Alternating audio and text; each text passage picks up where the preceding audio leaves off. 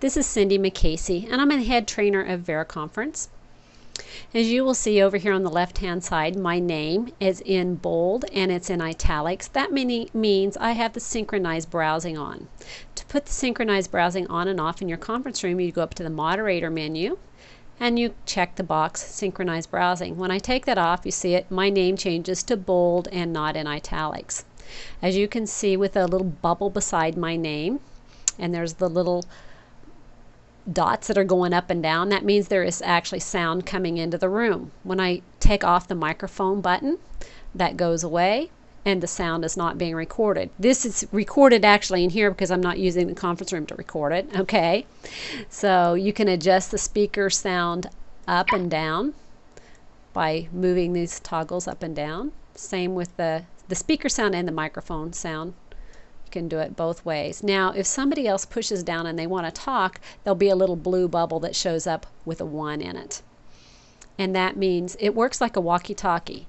They can't talk while you're talking, so you have to release the mic. Now we do have settings in the back office that will allow you to only talk for a certain amount of time. So if somebody queues up on the mic and they're talking and they don't know they need to release the mic, then there is controls that you can have the mic go off, and that's really good to do for brand new people because they're embarrassed and you're embarrassed too when they have control of the mic and you can't get it back.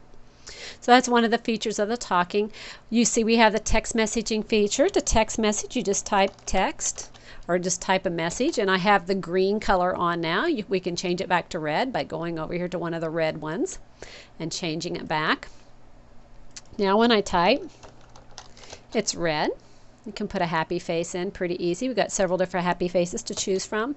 There again, it's a great way for people to learn to communicate, and it's a great way to get to know people. And when you have a conference, say 10, 15 people going on, it really, I tell you what, as a trainer, it really makes it nice when people will answer you and communicate with you.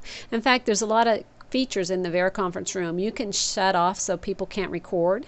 And the reason you do that is because if a bunch of people come in and record and they aren't live in the session, then you aren't getting any feedback. So that's there's just a lot of different features you can use, but we're going to go through some of the basic ones here. Under the File menu, you can record the presentation by clicking on Record Presentation. It will show up and you'll ask you where you want to save it. I usually save things to my desktop, and the reason I do that is because I don't want to lose them. You see when I clicked on save, now I am actually recording this. There's the little yellow button with the R and it says moderator is recording. Now if a user was in here, it would say user is recording. Okay?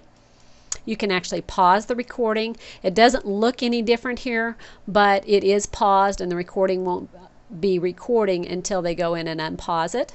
And you can click away, and when you click on the away button, you can see that somebody is actually away, which if you can't be there and you instruct people come in and they need to record and be away, it's nice for the person who's doing the training to know that that person is there and they're recording, but they aren't there right now. So those are a couple of the features in there. You can mute and latch the talk button and a lot of different things, and it's really best just to come in and play with some of these.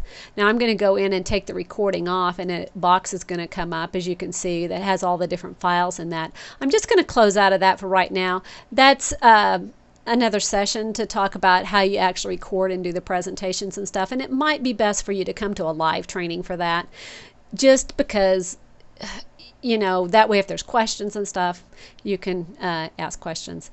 But under the browser, you can click home and it will take you back to the home page browser, which I didn't have my browser on the home page, so now it's back to the home page browser. And this is any web page you set in your back office. I have my TalkShoe account here because I've got all of my scheduled past 73 episodes where people can come in, and you can't see it in this little box here, but over to the right where they can actually either download or listen with an MP3 player. And that's really nice for people who are on the go. It's not actually recording the video, it just has recorded the audio for them. So here's all the moderator features. We kind of touched on this before. There's the synchronized browsing. You can actually lock the room once people get in there. One thing to remember when you lock the room, though, if for some reason or another somebody has troubles with their ISP, they get kicked out, they can't get back in if the room's locked. So it's best to have somebody to kind of watch the participants in there and make sure nobody gets dropped out and can't get back in if you have the room locked. And you can moderate the text chat, do a lot of other things. Now this favorites button, that is actually the favorites on your computer. So if you have a couple of web pages you want to bring up before the conference, you can go in and put them to your favorites, and when you click on them in your computer, then you're going to pull that page up. So those are a few of the basic features just to navigate around VereConference. I'm going to be showing you more advanced features. We're going to go to the whiteboard to some more things as time goes on, but this is a good video just to get you started.